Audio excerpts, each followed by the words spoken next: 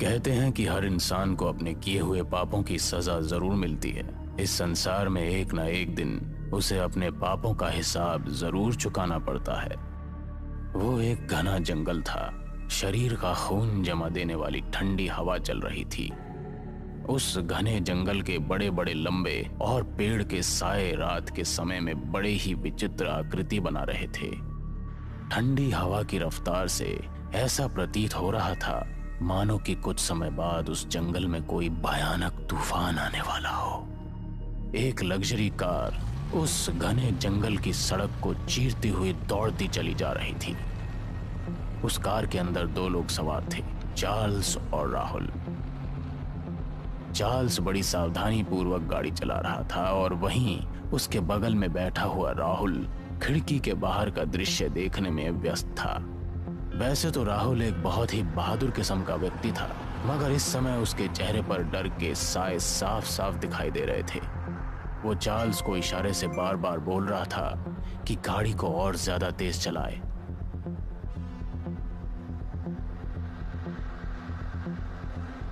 राहुल के बार बार बोलने पर चार्ल्स ने अपनी गाड़ी की स्पीड तेज कर दी थी, मगर रात के समय में वो ज्यादा गाड़ी की स्पीड तेज नहीं कर सकता था। राहुल का बार बार तेजी से गाड़ी चलाने का इशारा करना चार्ल्स का ध्यान भटका दे रहा था। इस बार भी राहुल ने चार्ल्स को गाड़ी तेज चलाने का इशारा किया ही था कि तभी कार अचानक झटके देते हुए रुक गई। चार्ल्स को ऐसा लगा मानो किसी अदृश्य शक्ति ने उसकी कार के स्पीड ब्रेक लगा दिए हों। अगर चार्ल्स गाड़ी चलाने में निपुण ना होता तो अब तक तो गाड़ी पलट जाती। गाड़ी के अचानक इस तरह रुकने से चार्ल्स और राहुल बाहर निकल कर आए। उन दोनों ने देखा कि गाड़ी के चारों टायर फटे हुए थे। कड़कती हुई सर्दी में भी उनके माथे से पसीने की बूंद टपकने लगी। वो दोनों कार के चारों टायरों को हैरत भरी नजरों से देख रहे थे, मानो कि उन्हें विश्वास ही नहीं हो रहा था कि एक साथ गाड़ी के चारों टायर कैसे पंचर हो सकते हैं, जबकि रोड बिल्कुल साफ और चिकना पड़ा था। वो दोनों ये सारी बातें गहराई में सोच ही रहे थे कि तभी अचानक उन दोनों को ऐसा लगा जैसे कि कोई बहुत टाइगर की रफ्तार से उनके सामने से निकलकर जंगल के अंधेरे की गहराइयों में खो गया। उन दोनों का ध्यान कार के टायरों से तुरंत हटकर जंगल की ओर जाने वाले उस अदृश्य प्राणी की तरफ लग गया।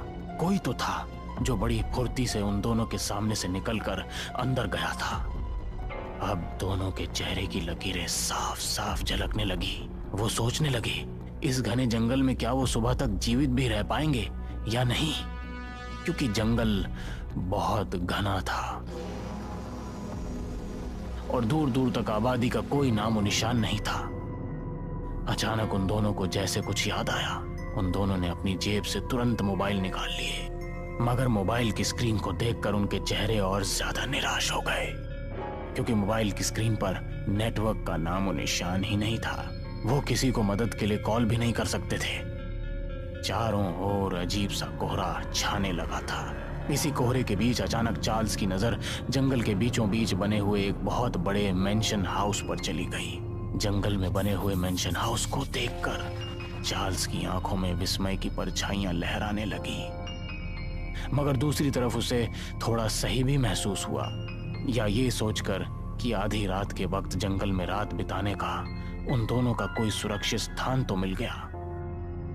चार्ल्स ने राहुल की ओर देखकर कहा कि हम दोनों को रात उस मेंशन हाउस में गुजार लेनी चाहिए। सुबह हम किसी को भी मदद के लिए बुला सकते हैं। तो वहीं दूसरी तरफ राहुल किसी भी हाल में उस मेंशन हाउस की ओर जाने के लिए तैयार ही नहीं था। राहुल का कहना था कि कुछ क्षण पहले ये जंगल वीरान नजर आ रहा था, अचानक ये मेंशन हाउस कैसे उत्पन्न हो गया।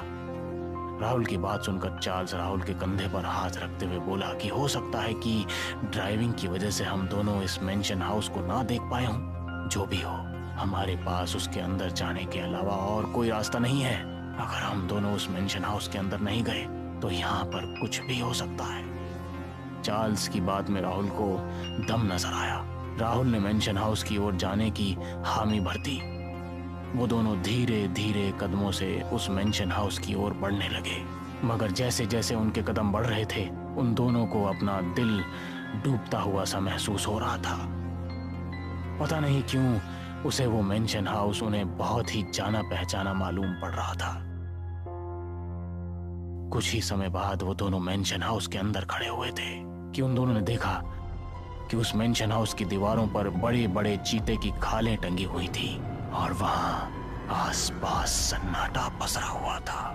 वो हाउस अंदर से पूरी तरह से खाली नजर आ रहा था। तो वहीं दूसरी तरफ उस मेंशन हाउस के हॉल में बने हुए आतिशदान में लकड़ियां जल रही थी, जो ये बता रही थी कि ये मेंशन हाउस पूरी तरह से खाली नहीं है, कोई ना कोई यहाँ पर जरूर है।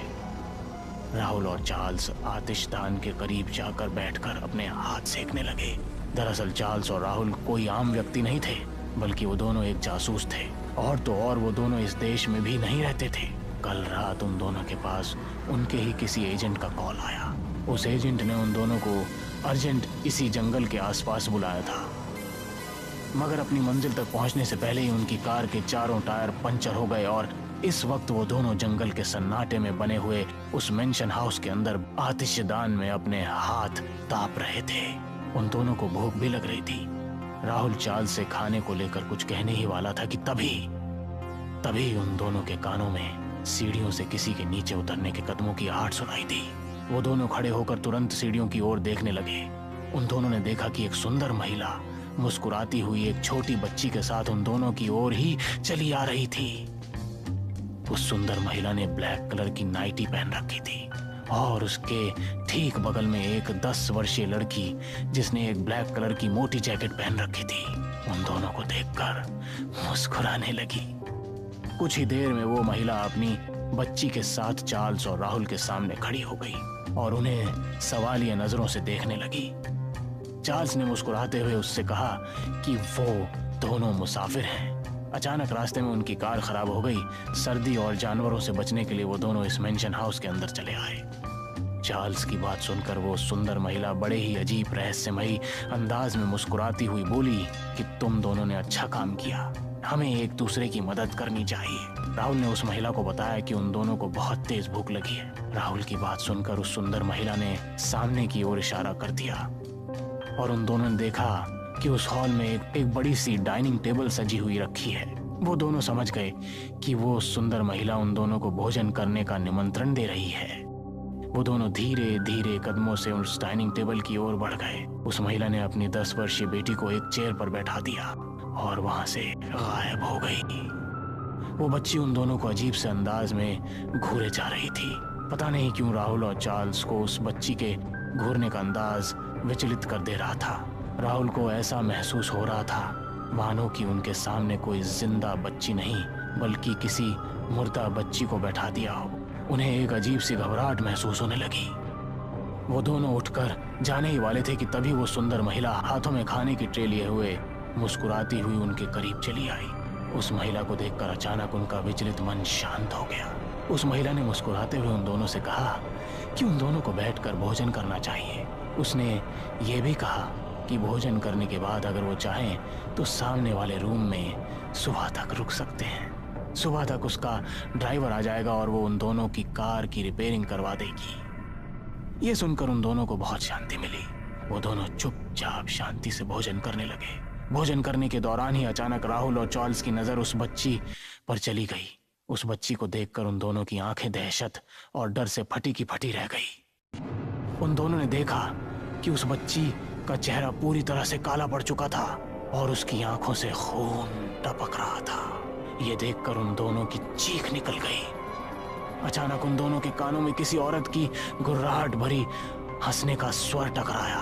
उन्होंने देखा कि वो सुंदर महिला एक बहुत ही भयानक रूप में परिवर्तित हो चुकी थी। तभी कोई टाइगर की रफ्तार से उनके सामने आकर खड़ा हो गया। उस व्यक्ति को देखकर उनके बदन में डर की कंपकपी छूटने लगी।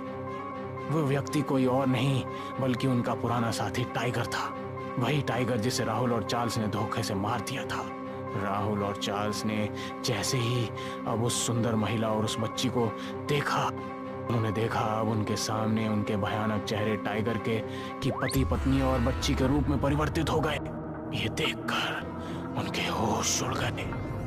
राहुल और चार्ल्स अविश्वास भरी नजरों से टाइगर की ओर देखे जा रहे थे। टाइगर को अपने सामने देखकर चार्ल्स और राहुल चीखते हुए बोले कि ऐसा कैसे हो सकता है, हम दोनों ने तुम्हें और तुम्हारे परिवार को जंगल में मार कर फेंक दिया था। मगर चार्ल्स के चीखने पर टाइगर के चेहरे पर कोई भी भाव नहीं आए। वो अजीब से बड़े भयावह अंदाज में उन दोनों की ओर देखकर हंसते हुए बोलने लगा कि उन दोनों की मौत उन्हें यहाँ तक खींच लाई है। उन दोनों को याद आ गया कि उन दोनों ने टाइगर और उसके परिवार को मारकर इसी जंगल के आसपास कहीं फेंका था, कि उस समय इस मेंशन हाउस का कोई वजूद ही नहीं था। वो दोनों समझ गए कि वो एक भूतिया मेंशन हाउस और मरे हुए लोगों में फंस गए हैं, जिन्हें उन दोनों ने ही मारा था। अचानक टाइगर का चेहरा देखते ही देखते बेहद भयानक हो गया। वो तीनों अपने भयानक चेहरे लेकर बुरी तरह से राहुल और चार्ल्स के सामने चीखने लगे। उनकी चीखों का शोर इतना ज्यादा था, उन दोनों ने अपना कान बंद कर लिए। उनकी चीखों में एक अजीब सी विचित्रता थी। जैसे ही तीनों अपने भयानक चेहरे और बड़े भयावह मुंह से चीखते जा रहे थे, राहुल और चार्ल्स को ऐसा महसूस हो रहा था जैसे कि उनके शरीर से कोई उनका रक्त खींच रहा हो।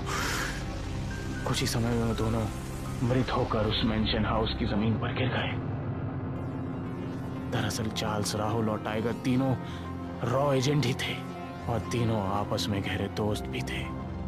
टाइगर अपने दोस्तों पर अपनी जान से भी ज्यादा भरोसा करता था, लेकिन एक मिशन के दौरान टाइगर, राहुल और चार्ल्स को लंदन भेजा गया, जहां पर कुछ आतंकवादियों ने टाइगर से अपना पुराना बदला लेने के लिए, उसके परिवार को जान से मारने के लिए राहुल और चार्ल्स को बड़ी रकम पेश की। वो दोनों लालच में आ गए और दोनों ने बहुत निर्दयता के साथ टाइगर की पत्नी और 10 वर्षीय बेटी की हत्या कर दी। हत्या करने के दौरान टाइगर अचानक वहां पर पहुंच गया। भेद खुल जाने की वजह से अचानक उन दोनों ने धोखे से टाइगर के ऊपर भी गोली चला दी। टाइगर अपने परिवार सहित मारा गया। मगर कहते हैं कुछ लोग मर के भी नहीं मरते। टाइगर और उसके परिवार के साथ कुछ ऐसा ही हुआ। उन तीनों की आत्माएं देश के गद्दारों से बदला लेने के लिए तड़प उठी और आखिरकार नियति राहुल और चार्ल्स को उनकी ओर खींच ही लाई। अगले दिन फॉरेस्ट ऑफिसर को राहुल और चार्ल्स की लाश उस घने जंगल में मिली, मगर वहां मेंशन हाउस का कोई नामो निशान मौजूद नहीं था। एक फॉरेस्ट ऑफिसर बड़ी हैरत भरे अंदाज से दूसरे फॉरेस्ट ऑफिसर से बोला कि ये तो वही जगह है जहां पर टाइगर और उसके परिवार को मारकर डाल दिया गया था। टाइगर और उसके परिवार ने देश के गद्दारों से बदला लिया था। अब उन तीनों की आत्माएं मुक्त हो चुकी थी और राहुल और चार्ल्स की आत्माएं अपनी मंजिल यानी कि